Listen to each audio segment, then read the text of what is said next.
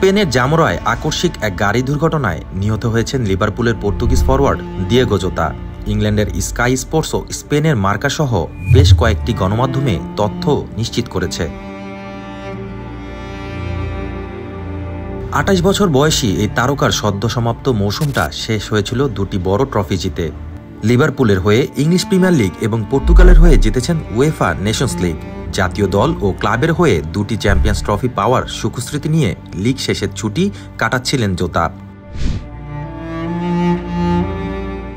Spanish news agency ইএফইর বরাতে sky sports বলেছে, ভাই আন্দ্রেকে নিয়ে বৃহস্পতিবার সকালে নিজেই গাড়ি চালাচ্ছিলেন জোতা।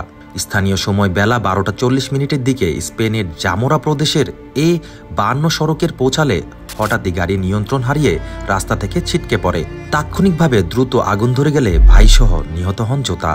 অথচ মাত্র ১০ দিন আগে দীর্ঘদিনের বান্ধবী রুথ কার্ডোসোকে বিয়ে করেছিলেন এই পর্তুগিজ স্ট্রাইকার। তাদের দাম্পত্য জীবনে রয়েছে ৩টি সন্তান। সেই বিয়ের ছবিও এখনও সামাজিক যোগাযোগ মাধ্যমে ঘুরছে। আকস্মিক দুর্ঘটনায় প্রিয় খেলোয়াড়ের মৃত্যুতে শোক জানাচ্ছেন ফুটবল ভক্তরা।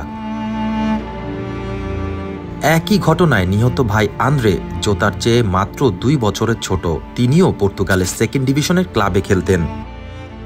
উল্লেখ্য, ২০২০ সালে ওলস থেকে লিভারপুলে যোগদান করেন এই পর্তুগিজ ফুটবলার।